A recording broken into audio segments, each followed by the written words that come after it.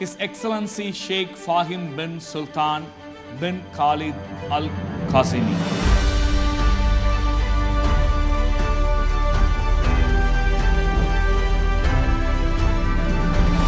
I actually knew the Sovereign Wealth Fund Institute from my previous career. In education, I focused on the geopolitics or the geoeconomics of sovereign wealth funds in the world and the international political economy and how it's changing because of sovereign wealth.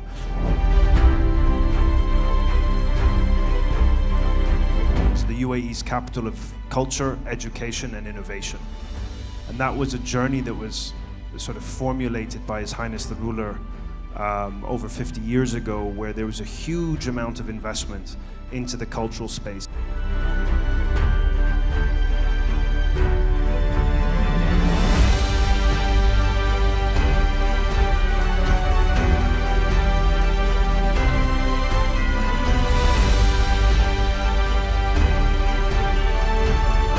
Ladies and gentlemen, happy morning, welcome to Good Talks. I take pleasure and privilege in introducing His Excellency Sheikh Fahim bin Sultan bin Khalid Al Qasimi. He is a member of the Executive Council of Sharjah. He is a chairman of Economic Development Council of Sharjah. He is also the executive chairman of the Department of Government Relationships at Sharjah. He is a sailor. He is also on the board of Dubai Local Sailing Club. It won't be nice to say, but he is a fitness freak, in a nice way to call it. He loves his fitness. A few minutes back, my conversation was with him. He said, I'm searching where to stay in Italy, and I'm not looking for the hotel, I'm not looking for the restaurant. I'm searching for what is the best gym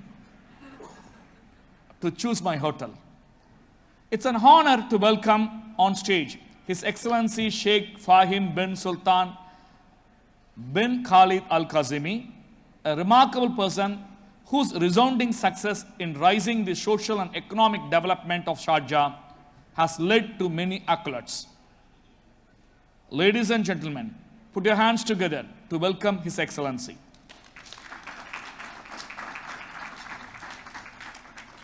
His Excellency, let's start with your name.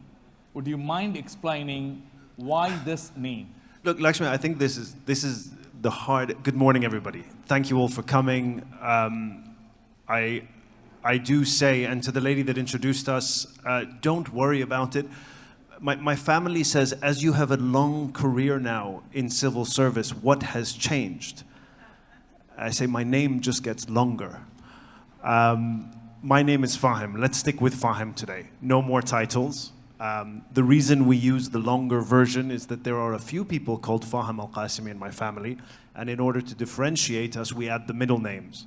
And then as we continue to grow our political careers, they add titles at the front and letters at the back. But to my friends, and we are friends, my name is just Fahim. So your name came from one of the great Sheikh Fahim's name. I understand you come from a family background of both an European and Emirati. Do you mind sharing that with us? So, Lakshmi and I were having a conversation earlier. My mother is German, and when she moved here to the United Arab Emirates in 1979, she was bringing some of the first tourists from Europe here. Sharjah was an emerging tourism destination.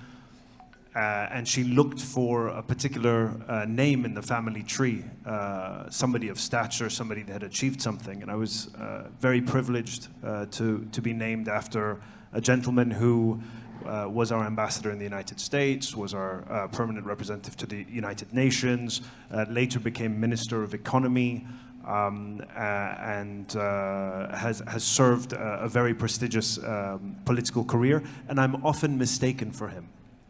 So there's a little bit of an age gap between us, so hence the long names. And as we were discussing earlier, sort of bridging Europe and the United Arab Emirates in my parents, I have said to a lot of people that my career has been explaining the United Arab Emirates to Europe and the wider world, and explaining the wider world to the United Arab Emirates. So if I read all his designations, it's a list of 20 designations he holds. So that puts me into a question, what's your day job? My day job is the thing I care most about is raising my children. But you know, the career has been one that has changed over time. And I think I've explained this to you, Lakshmi, I've explained this to Edward as well. I actually knew the Sovereign Wealth Fund Institute from my previous career.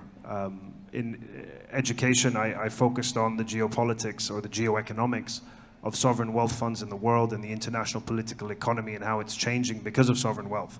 So I started my career as an analyst. I started my career in sort of the finance world, consulting, then was in sovereign wealth for a period of time, and 11 years ago made that transition into more policy making.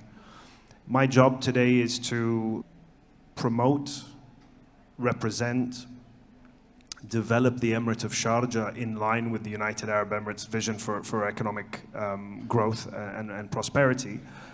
So I spend half of my life here in the United Arab Emirates working on domestic policy making, and then the other half of my life traveling around the world, working with our international partners, whether they be in the private sector or other governments, to meet Sharjah's growth trajectory. Before we deep dive into your personal side, I would like to ask a little bit more elaborate on the Sharjah as a state of UAE, the population to economy to the roadmap to the future, the role in building UAE. If you can throw some light on Sharjah. Sure, I think a lot of people don't know enough about Sharjah, in my humble opinion. How many people have been to the United Arab Emirates? Who lives here? Let me get some audience interaction. Who lives in the United Arab Emirates? Who's visiting from abroad? Who has been to Sharjah? Good hands. Now we took everyone to Sharjah. I appreciate that. Yeah. So Sharjah's known in the public for a number of things. We tend to explain Sharjah as the UAE's capital of culture, education, and innovation. And that was a journey that was sort of formulated by His Highness the ruler over 50 years ago, where there was a huge amount of investment into the cultural space. The largest book fair in the world is in Sharjah. We play a huge role in translation and publications and literature from around the world to the UAE. We have one of the largest Spanish to Arabic translation programs that a lot of people might not be aware of. The second part on education, we have two of the best universities in the region, in the University of Sharjah and the American University of Sharjah, in an area called University City. While a lot of people were building concrete in our part of the world, we were building education, and that has served as the knowledge base that has ended up, graduating people that are now ministers and senior policymakers and successful business people across the region. And then the last one, after 25 years of teaching, is now our focus on innovation. And that, I think, is sort of, if you can allow me to use, marketing as the term, what people know Sharjah for. Having said that, behind there is a thriving economy. So our economy is about $45 billion. If we were a state, we would be in the top 100 economies of the world. We're about the size of Bahrain. We have the second largest airport in the United Arab Emirates. Everybody has traveled through Dubai International Airport. I'm fully aware of it. It is, this global hub. Next to that, Sharjah, we moved 17.4, I think is the number, 17.4 million passengers through our airport last year. That's the second largest airport in the United Arab Emirates, and one that is quite large by European standards or Asian standards as well. We account for about 11% of the UAE's non-oil GDP. And that's because 30 to 40% of the UAE's manufacturing actually happens in Sharjah. Because of land, because of energy opportunities. You would have seen Lakshmi's presentation about the energy opportunity that investors are looking at in the Emirate of Sharjah because of that. And last but not least is our geostrategic location. And I don't mean that in the world. The UAE plays that role. What I mean is, if you have been from Dubai, for example, into any other emirate, you have passed through Sharjah. Our road network means that we connect the east and west coast. Sharjah is the only emirate that has land on both sides of the coast. We have 3 ports, 2 on this side of the coast, 1 on the east coast. So it might not be something that the average consumer or people visiting would know, but Sharjah plays such an important role in logistics, manufacturing, and trade across the region. To add something to His Excellency or Fahim's word, people know Sharjah. Sharjah is just, commonly people think Sharjah is just a city or a state. There are 7 cities inside Sharjah. And these 7 cities are spread across UAE. They are not together. So if you cross Ajman, you will come across one more time Sharjah. In all directions, Sharjah's state is spread. Am I right, Fahim? Correct. Yeah, no, totally correct.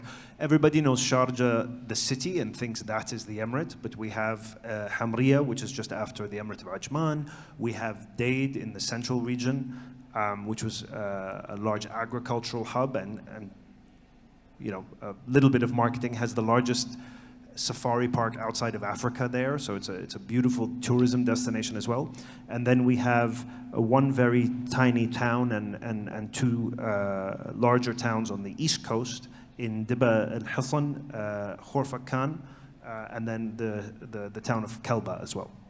So Fahim also has got a very interesting nickname called Turtle Sheikh. Let's talk about why people call you as a Turtle Sheikh. As long as you have not named yourself. This story follows me around the world. Has anybody heard of the Turtle Sheikh before? A little bit more audience interaction. Can we get some hands up? Nobody? Oh, one person has, yeah. I actually saved the turtle yesterday, funny enough. Many years ago, actually, I'll tell the story. Many years ago, 4 or 5 years ago, I spent a lot of time in the ocean.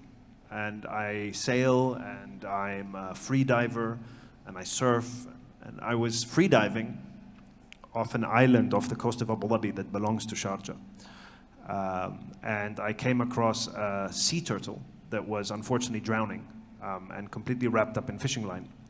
So I swam down 7 meters to release this turtle and saved it and brought it back to the surface, called the authorities, coordinated its rescue. 9 months later, we got to release it back. They're beautiful creatures if anybody spent time in the ocean. The media thought it would be a pretty good story. And I got a call from a journalist the day before the article went out. And they said, Fahim, we're going to call you the Turtle Sheikh. At which point I said, if it raises the awareness of the protection and the rehabilitation and the conservation of this very, very important part of our marine biodiversity, then I will accept the title. I'm less concerned, Lakshmi, about myself, but yesterday we had saved this turtle in the evening. I got a call that there was a turtle that needed rescuing. And we took the turtle to the center, and my 2 young boys were with me. I have twin boys. And I'm more concerned for them, because the center said, here are the young turtle sheikhs in the making, and at which point I don't want to force my ocean lifestyle on them. So that's why I'm fondly known as the Turtle Sheikh, and is an important part of giving back, which I think when you get to my stage in my career, you're less worried about what else you can achieve and more worried about what you can give back to the community and society. Thanks for sharing that story. You have grown up your whole life in Sharjah. So how your growing in Sharjah has influenced the childhood days in being a part of creating such a massive ecosystem around you? I think there are a few things about growing up in the UAE, and I did a little bit of my high school in Dubai for a while. And then I had the honor of working for the Abu Dhabi government for a while. So I've spent a lot of time across the country and the region. I think we need to be quite clear about what the values of the UAE are. Growing up, I had friends from all over the world. It's such a multicultural, such a multi-faith, such an accepting society that has grown over time. It's a lot bigger than it was when I was growing up. Growing up in the early 80s in Sharjah was, we were a much smaller community, but the same values have remained. People from all over the world have come here and chosen to call this place home. And you see the growth now in the region, and specifically in the UAE, more and more people are doing that. And I think if I was to synthesize why, or what are the guiding principles, I always come down to three: security, opportunity, and then community. And I think for us today, people feel safe here. The UAE is consistently rated a place where people feel extremely safe. The second part is the entrepreneurship craze has grown drastically over the many years. My mother herself was an entrepreneur who built and sold a business here in the UAE. And then the last part is community. If you have a particular aspiration or something that you look to do, whether that's in culture, in the arts, theater, if you are into marine sports like I am, if you are into other extracurricular activities of sport and lifestyle and so forth, the UAE has built this very, very diverse, multicultural, multi-faith community that people feel like this place is their home. And for those that have spent some time here, I hope you can echo those comments as well. Tell me your advice to the new generation. So nowadays the school in UAE is no more a school only for the local kids. It's a mix of all type of culture. It's the most diversified culture in UAE now. But there's also responsibility of the locals to preserve the local culture. The kids learn their local values without losing them. So what's your advice for those kids, and what initiatives you are taking, or the ecosystem in which you are dependent they are taking? It's got all the easy questions lined up for me today. Can I give parental advice? My kids are 7, very, very difficult. Look, I think there's a huge amount of opportunity for the youth here because there is so much of that opportunity. And you grow up being that bridge between cultures. I'll get a bit philosophical. The United Arab Emirates is one of the very few countries in the world, and I can't think of another country, that was created by invitation. Think about that for a second. The formation of our country was an invitation to join a union, right here where we are standing today. Other countries in the world were formed after conflicts, well, different reasons.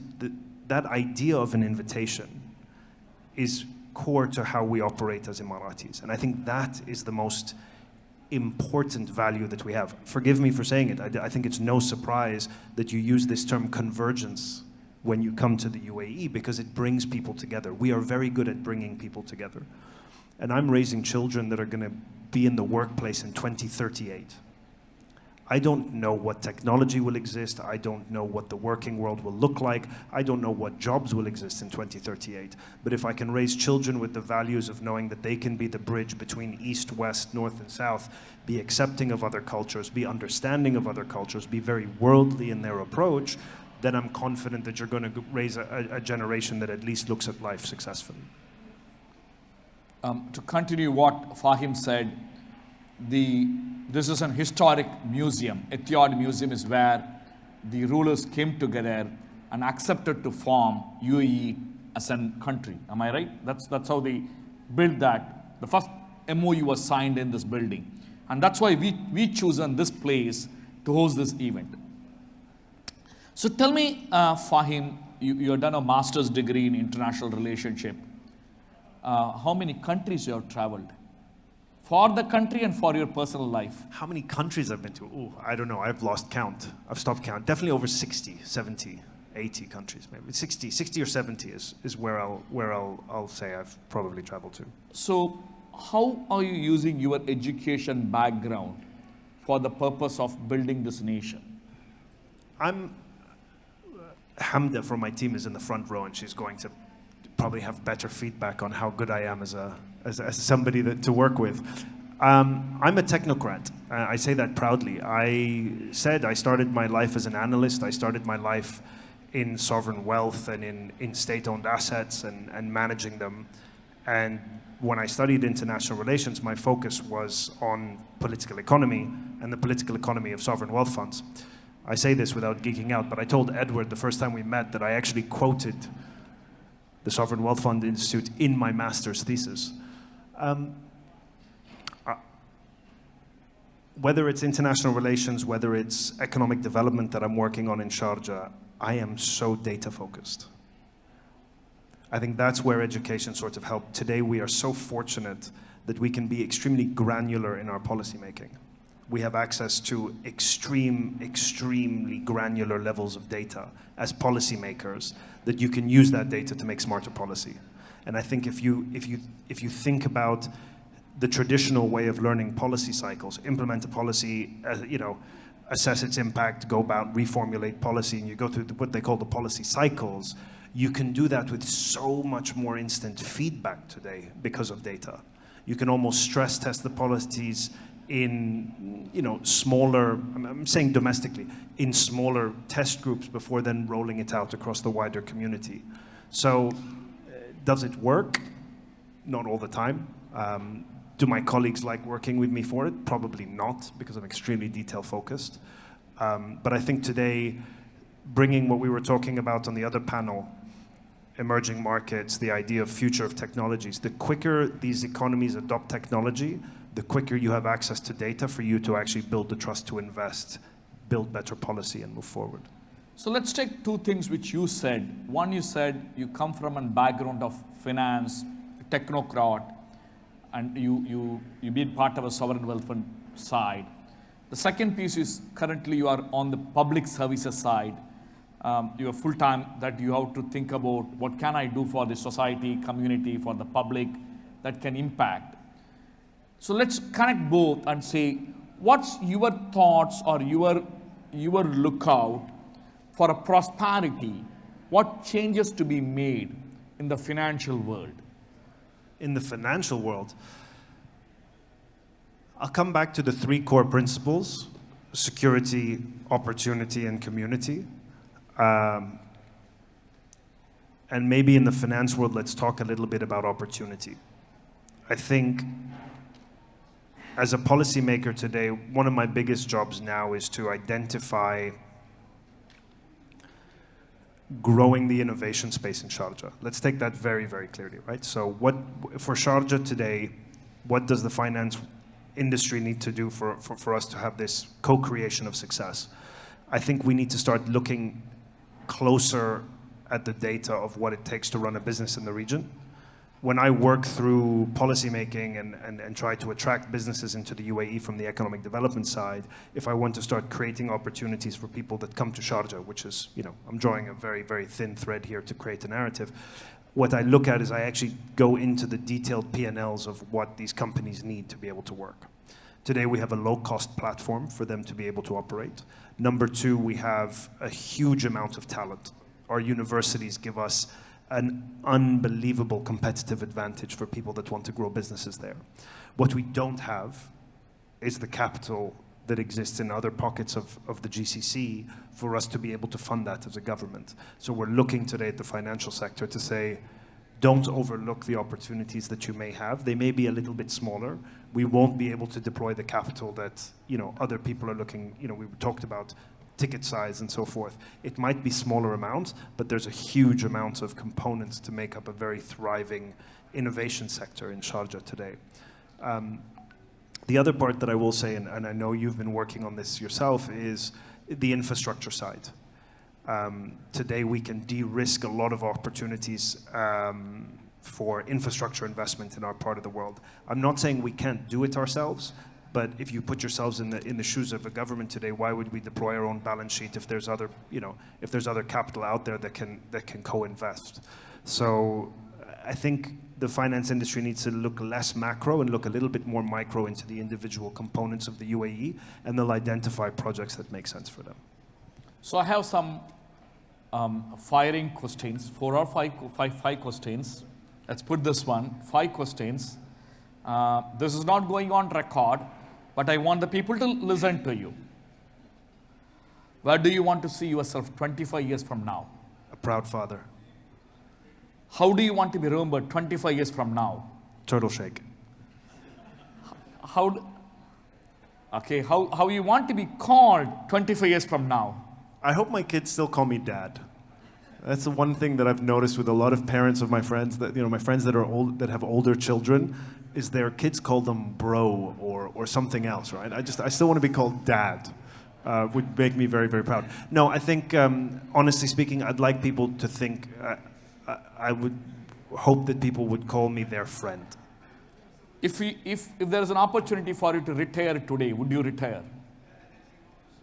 You are done. Would you retire? If yes, Yes. or no? Yes? Where would you live after retirement? What's your choice of a place after retirement? I say this cautiously because my friends know that this is One location.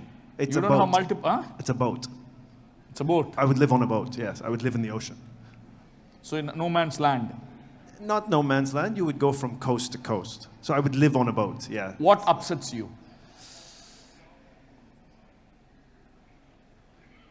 Missed opportunities.